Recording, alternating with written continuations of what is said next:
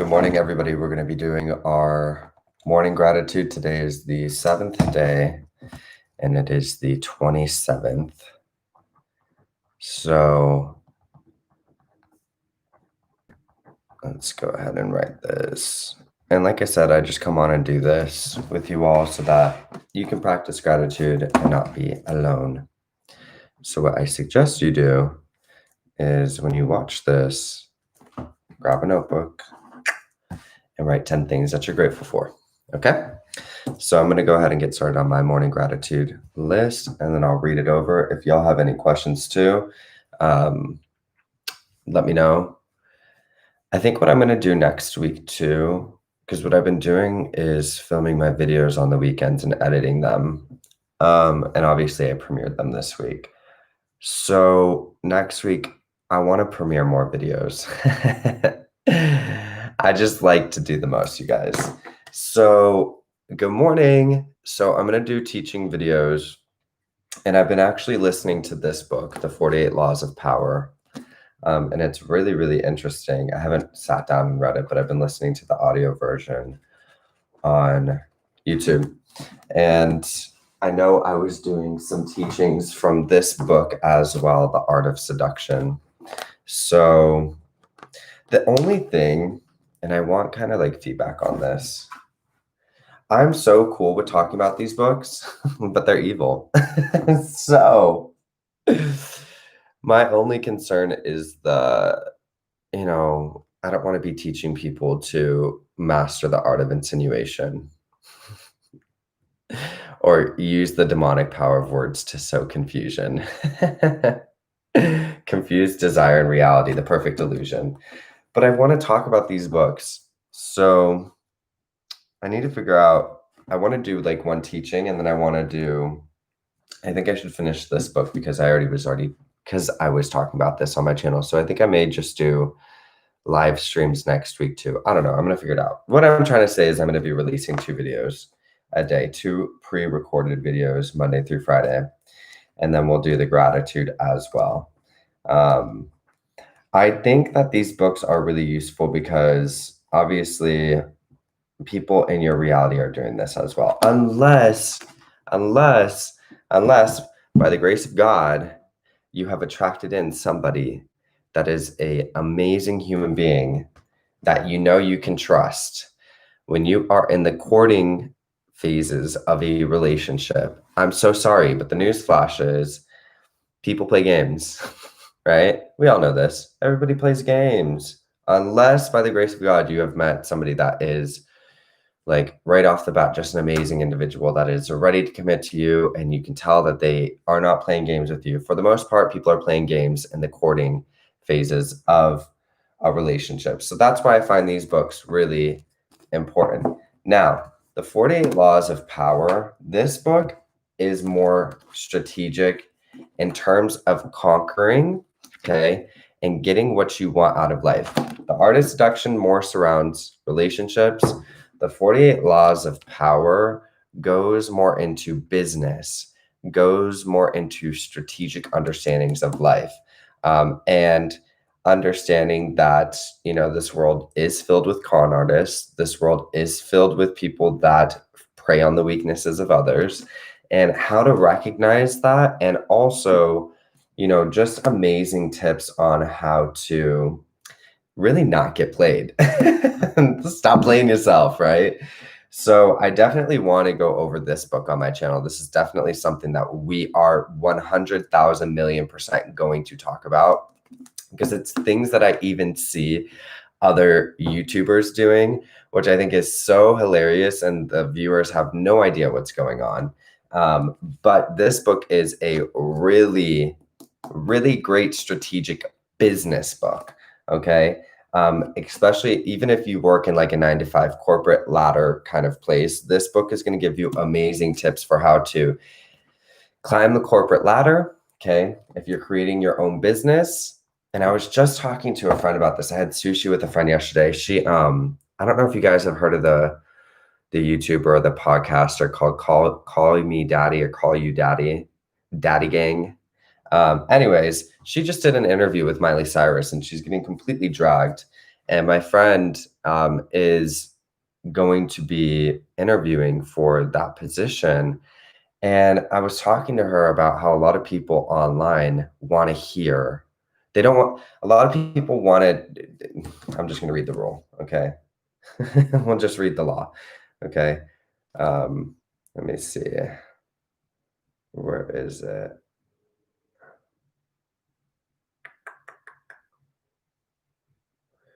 Something about building a cult-like following. Give me 1 second.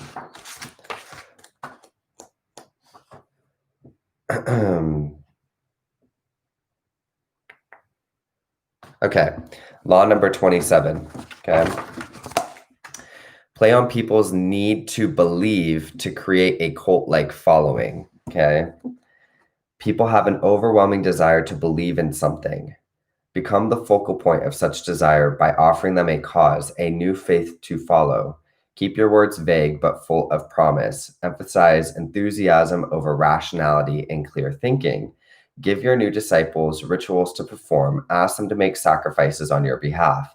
In the absence of organized religion and grand causes, your new belief system will bring you untold power. Okay. So, I mean, there's so many people. I don't even need to. I think that's play on people's need to believe to create a cult-like following. Okay. I think that says everything. But what I was telling my friend in the Call You Daddy podcast and her wanting to create, she has like 70,000 followers on Instagram, and she's like this really beautiful girl. It would be so easy for her to create an online platform. But we have to see that a lot of people don't want to hear unfortunate truths. And so that's where, I mean, on my channel, I'm talking a lot about saying things that most people probably don't want to hear, right? Because I'm saying, if there's somebody in your reality that's denying you, then you probably attracted them in from a place of wounds, and you're going to need to let them go. And people don't want to hear that. People want to have what they want to have. So this book is just really amazing because if you want to be more on that conspicuous route where you want to feed into people's needs, or you want to be a little bit more strategic in business and create a following and excel, and especially on a social media platform, this is going to give you a lot of tips and tools on how to do that as well. So we're definitely going to review this. We're definitely going to go over it. And I think I am going to start picking back up and talking about the art of seduction as well. But I wanted to reground myself this week on manifestation principles, because I still am I'm still talking about manifestation here, and they're valid concepts, but we want to combine manifestation with real world, right? What's going on in the world? What's actually going on in the world? What are people doing? How are people actually showing up in your reality? Why are they doing the things that they're doing? And how can you combine manifestational principles within a strategic approach so that you can always put yourself in the best possible position, have the strongest mindset, and be aware of all the possible things that could occur so that you don't get blindsided. That is the most important thing, because where a lot of people struggle is they get blindsided. They don't see something coming, and then your emotions take over. You react to it, and you fall into a place of powerlessness. And before you know it, everything that you were working towards, you're going to have to rebuild. Okay. So that's why I like these books. That's why we're going to be talking about them.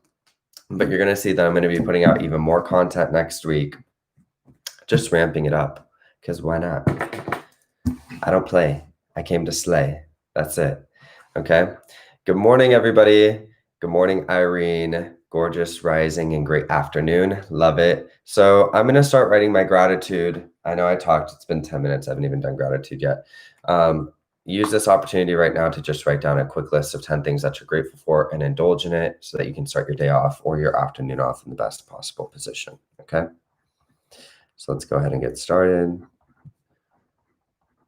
I had a really great meditation. I slept not that great last night, though.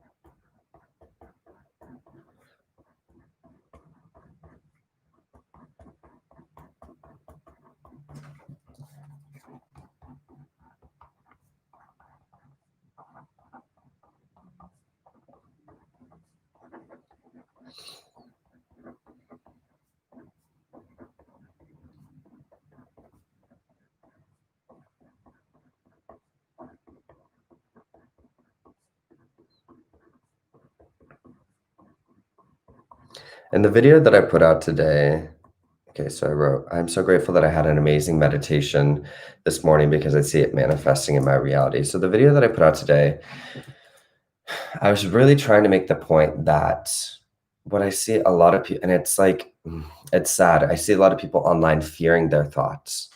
Oh no, I can't have this thought, or I can't think this because it's going to mess up my manifestation.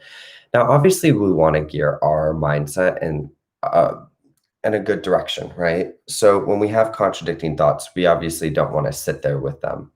But the thing that I don't like, and I've had clients that have like OCD or ADHD or certain mental predispositions where they compulsively think things and they get almost into a state of fear where it's like, well, I can't stop these thoughts. Does that mean that I'm manifesting it in my reality? My understanding, just and my teaching, my understanding of manifestation is a stream of consciousness directed uh, in a singular focus field consistently will manifest a result. And my definition of a stream of consciousness are thoughts, feelings, and actions. Okay.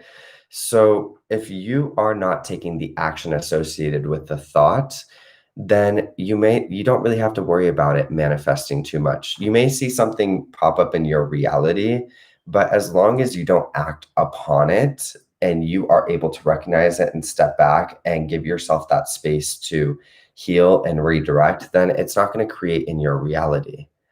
You don't need to fear your thoughts. You don't need to think, oh my God, I keep on thinking this, it's never going to change.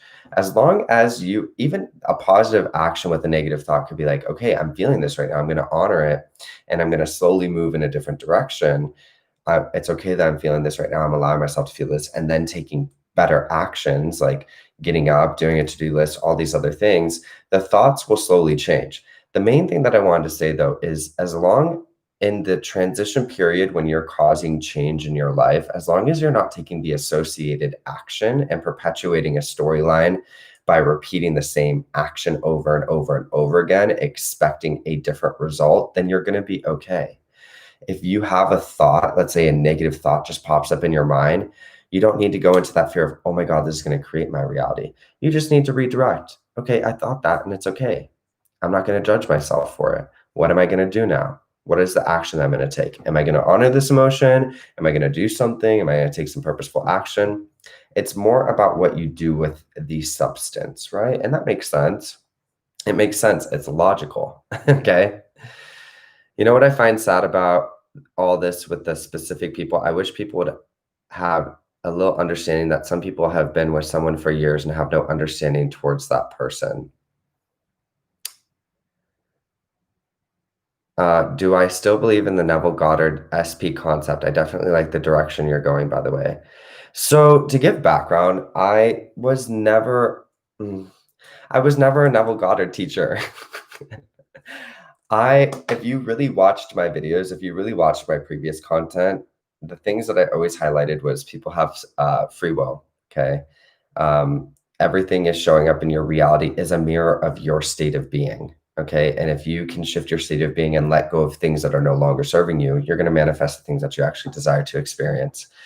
So I was never, I guess where it can be confusing, and I'll totally honor this, is the titles that I put on my video, like everybody is you pushed out, was associated with Neville Goddard.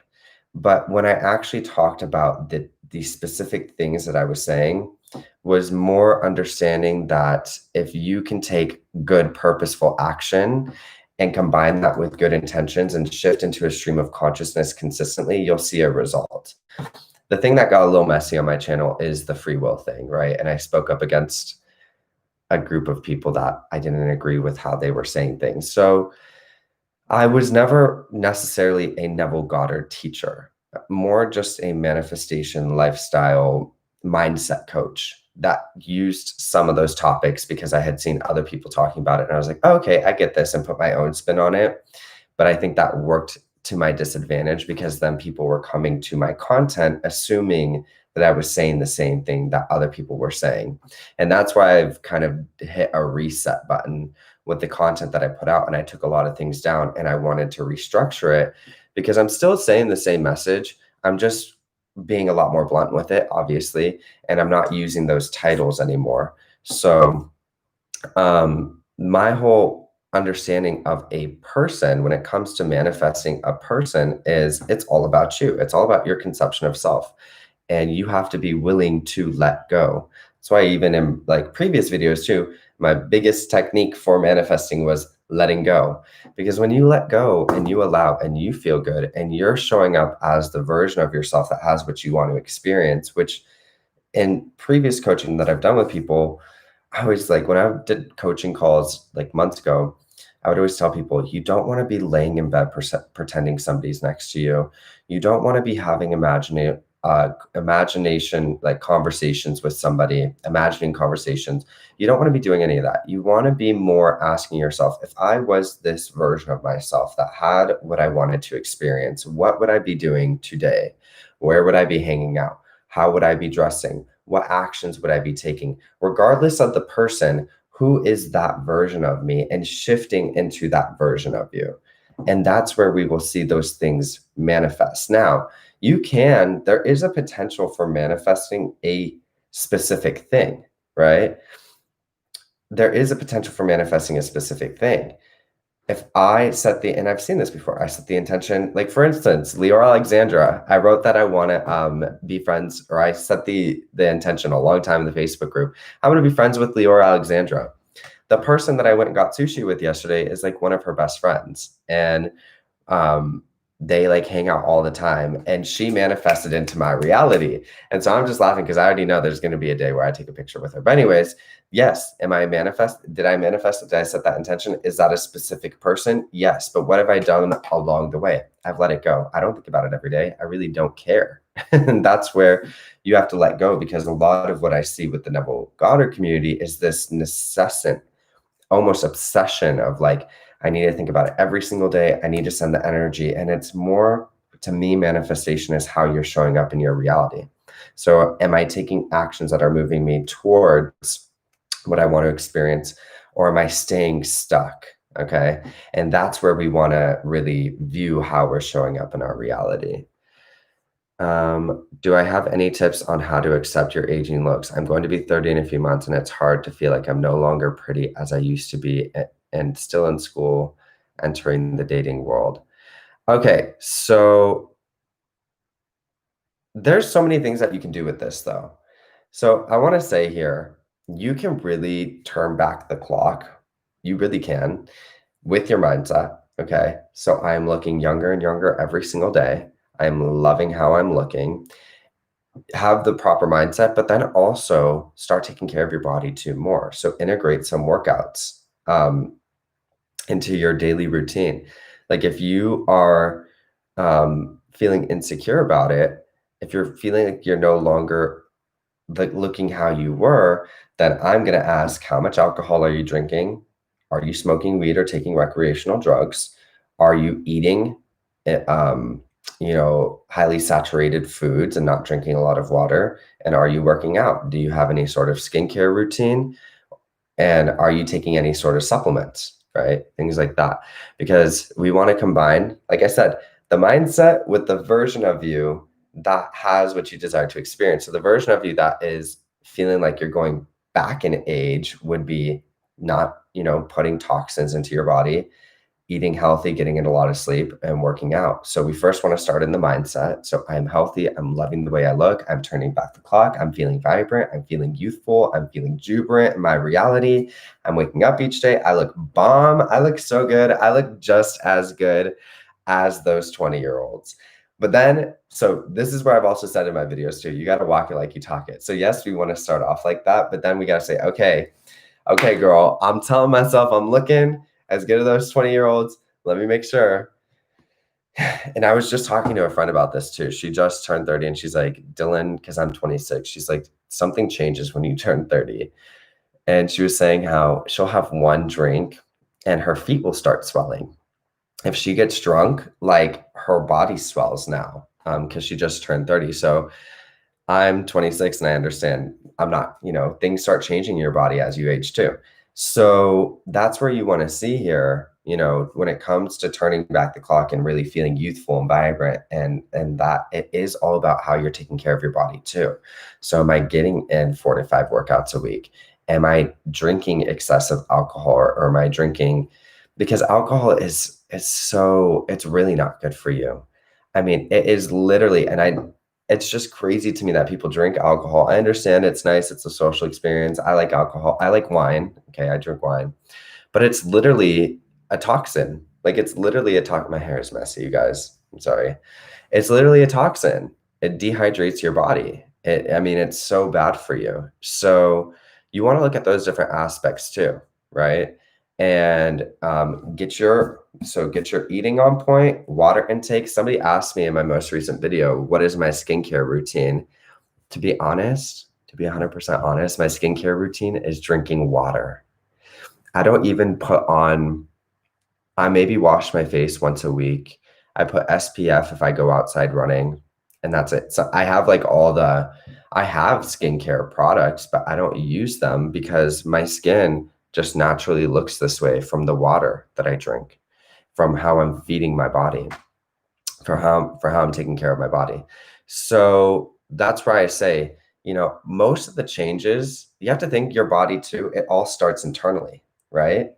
It all starts internally. So what I'm putting into my body is going to be what I look like, right? We are what we eat. We are what we drink. It's all connected. So if you really want to see massive transformation in how youthful you're looking, yes, you want to work out in these things, but the biggest thing at least in the fitness community that is known, damn, we'll get to this gratitude list in a moment. Maybe this will be a Q&A this morning. The biggest thing in the fitness community is it starts in the kitchen. So you could be working out 5 days a week. You could be doing amazing workouts, but if you're eating burgers, fries, popcorn, saturated fats, oil, extremely oily foods, sodas, alcohol, it doesn't matter how much you work out. You'll see some results, but you're going against the grain. So you have to really view this as like a complete lifestyle, right? So incorporate